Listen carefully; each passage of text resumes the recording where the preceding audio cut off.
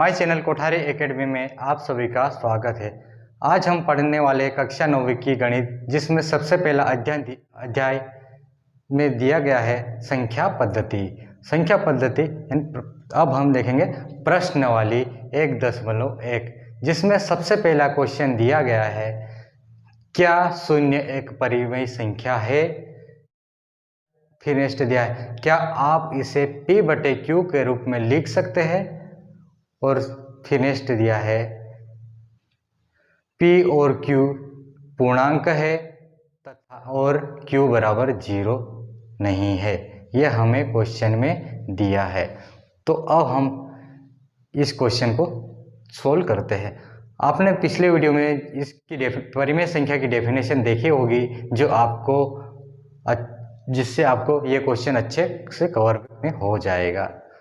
अगर आपने पिछला वीडियो नहीं देखा तो आप देख लीजिए, ताकि ये क्वेश्चन अच्छे से समझ में आ जाए। तो अब हम इस क्वेश्चन को सोल्व करते हैं। सबसे पहले देखेंगे, नेक्स्ट क्वेश्चन को पढ़ेंगे, क्या शून्य एक परिमेय संख्या है। क्या इसे आप P/Q के रूप में लिख सकते हैं, जहां P और Q पूर्णांक है और Q बराबर 0 नहीं है। यह हमें क्वेश्चन में दिया। परिमेय संख्या का जो डेफिनेशन है क्या है, ऐसी संख्या जिसे P/Q के रूप में व्यक्त किया जा सके और P और Q दो पूर्णांक है, जहां Q बराबर 0 नहीं होना चाहिए। यह क्या है, एक परिमेय संख्या की परिभाषा। तो अब हम नेक्स्ट क्या करें, अब इसको सोल्व करते हैं। तो इसने पूछा है, क्या शून्य एक परिमेय संख्या है। तो हम लिखेंगे, हाँ शून्य एक परिमेय संख्या है, क्योंकि अगर हमने P का मान 0 रखा और Q का मान 1 रखा,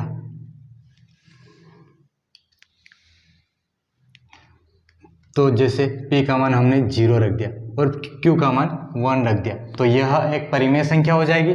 नेक्स्ट 0 के बटे में 2 लिख दिया, तो यह भी परिमेय संख्या हो जाएगी। 0 के बटे में 3 लिख देंगे, यह भी एक परिमेय संख्या है। तो अब हम नेक्स्ट लिखेंगे, हाँ हम P/Q के रूप में लिख सकते हैं, जैसे P का मान हमने 0 ले लिया और Q का मान 1।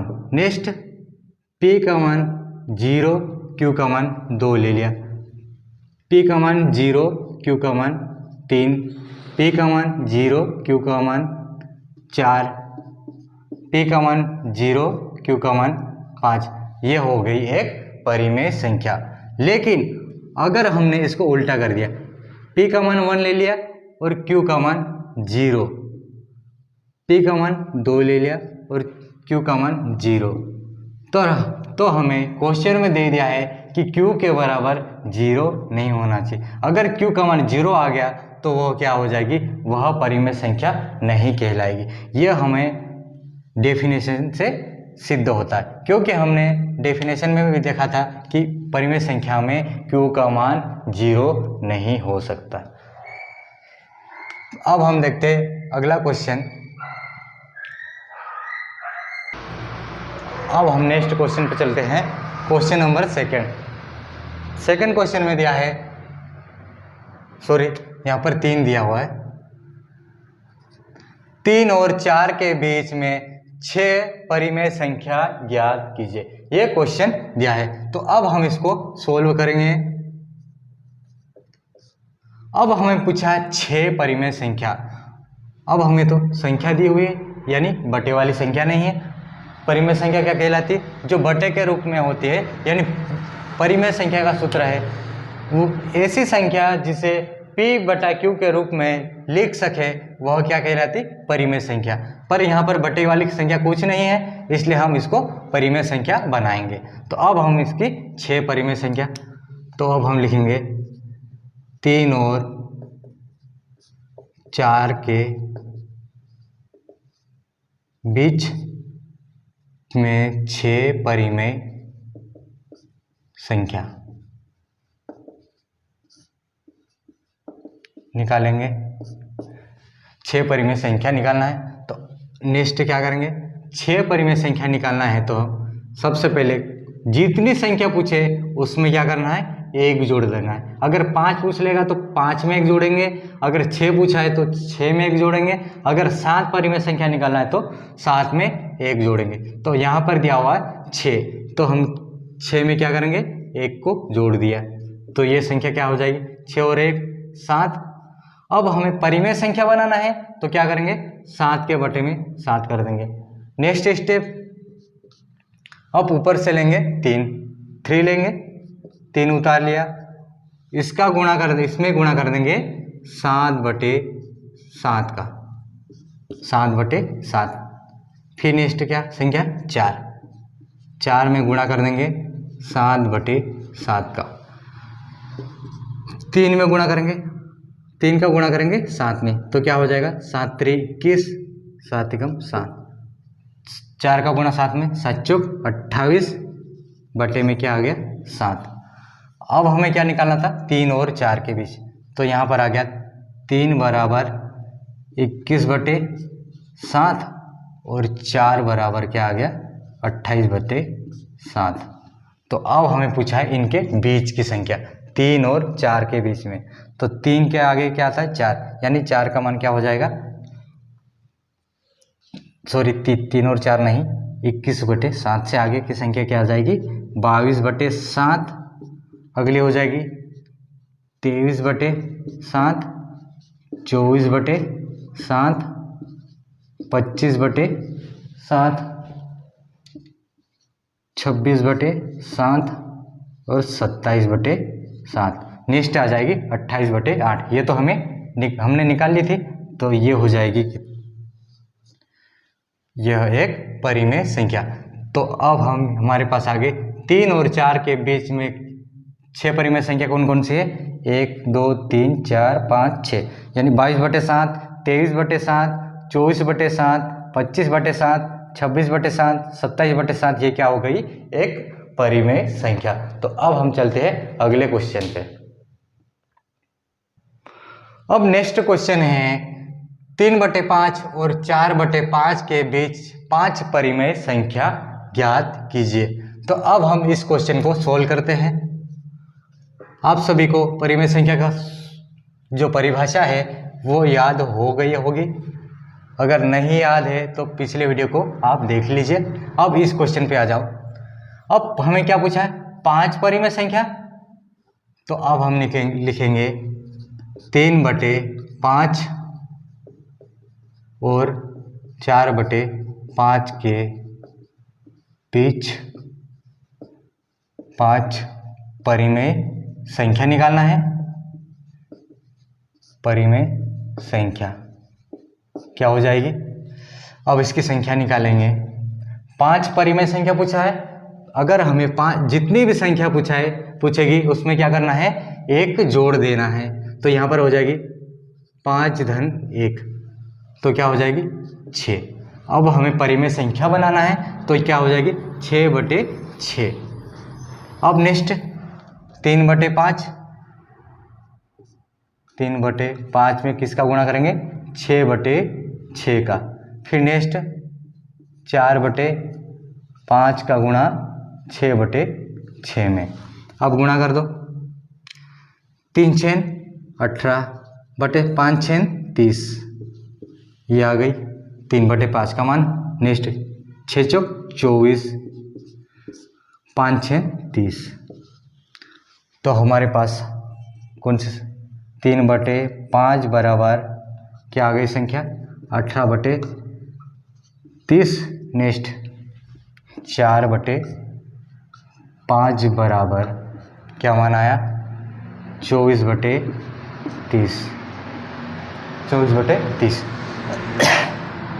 तो अब हम आगे क्या करेंगे, अब इसके बीच की संख्या पूछा है सॉरी, इसके बीच की संख्या पूछा है, तो क्या हो जाएगी संख्या 18 से आगे 19/30, नेक्स्ट 20/30, 21/30, 22/30, 23/30। 5 संख्याएं निकालनी थी, तो हो गई हमारे पास 1 2 3 4 5, 5 संख्या आ गई। तो 3/5 और 4/5 के बीच की संख्या क्या हो गई, 19/30, 20/30, 21/30, 22/30 और 23/30। ये हमारे पास 5 परिमेय संख्या आ गई। अब हम चलते नेक्स्ट क्वेश्चन पे। अब हम नेक्स्ट क्वेश्चन पे आ जाते हैं, क्वेश्चन नंबर 4। क्वेश्चन नंबर 4 में क्या दिया है, नीचे दिए गए कथन में कथन सत्य है या असत्य है, कारण के साथ अपने उत्तर दीजिए। यानी हमें सत्य और असत्य पहचाना है और उसके साथ कारण भी शो करना है। तो सबसे पहले क्वेश्चन में दिया है, प्रत्येक प्राकृत संख्या एक पूर्ण संख्या होती है। प्राकृत संख्या की डेफिनेशन आप सभी को पता होगा और पूर्ण संख्या की भी डेफिनेशन पता होगा। अगर नहीं पता है तो आप पिछले वीडियो को देख लीजिए, जिससे आपको अच्छे से कवर हो जाएगा। तो प्राकृत संख्या की परिभाषा क्या है, ऐसी वह संख्या जो 1 से शुरू होकर अनंत तक जाती है, वह संख्या क्या कहलाती है, प्राकृत संख्या कहलाती है। और पूर्ण संख्या 0 से शुरू होकर अनंत तक जाती है, वह संख्या क्या कहलाएगी, पूर्ण संख्या। तो अब हम इसको उत्तर में लिख सकते हैं कि यह एक सही है, सत्य है, क्योंकि पूर्ण संख्या के संग्रह में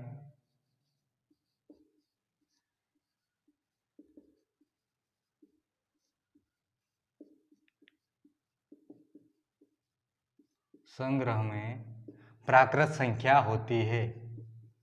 यह हो गया इसका कारण, प्राकृत संख्या होती है। ठीक है, अब नेक्स्ट आता है,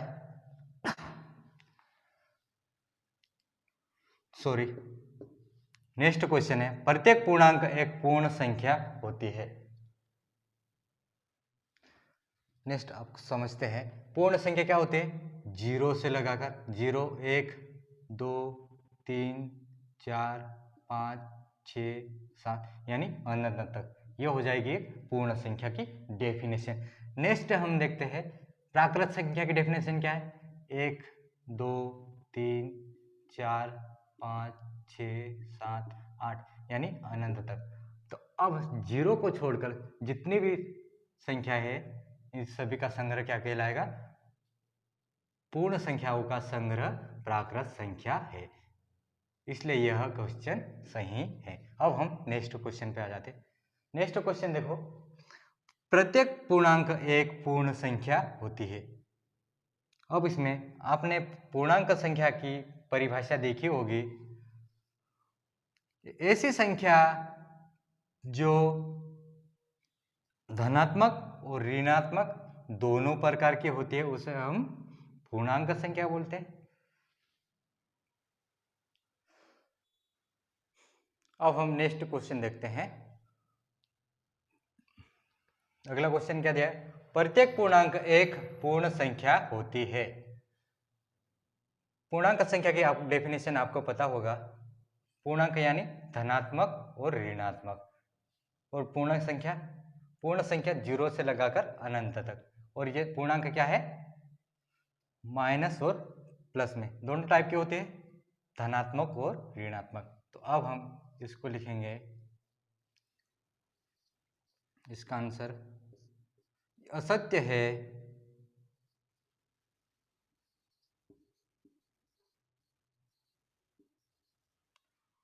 असत्य है, क्योंकि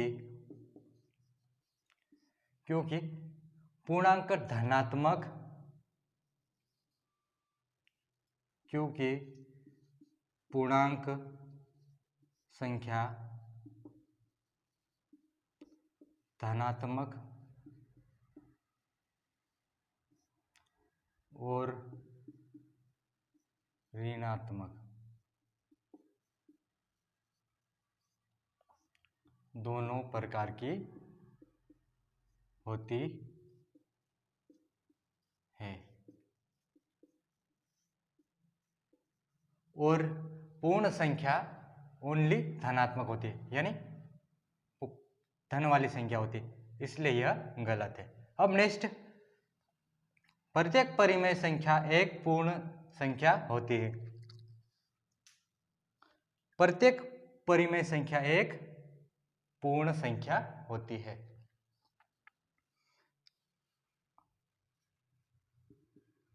तो अब हम परिमेय संख्या की डेफिनेशन आपको पता होगा।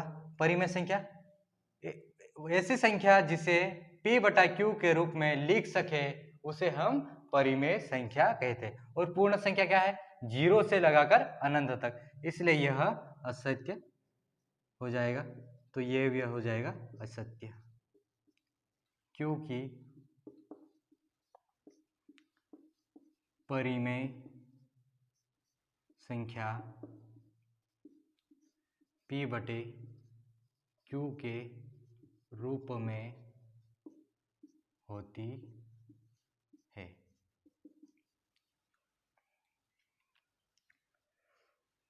सो फ्रेंड, आपको ये क्वेश्चन अच्छे से समझ में आया होगा। अगर कुछ डाउट है तो आप कमेंट में मुझे क्वेश्चन कर सकते हैं।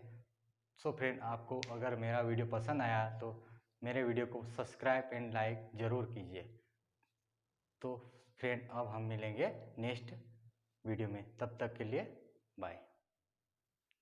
Thank you so much.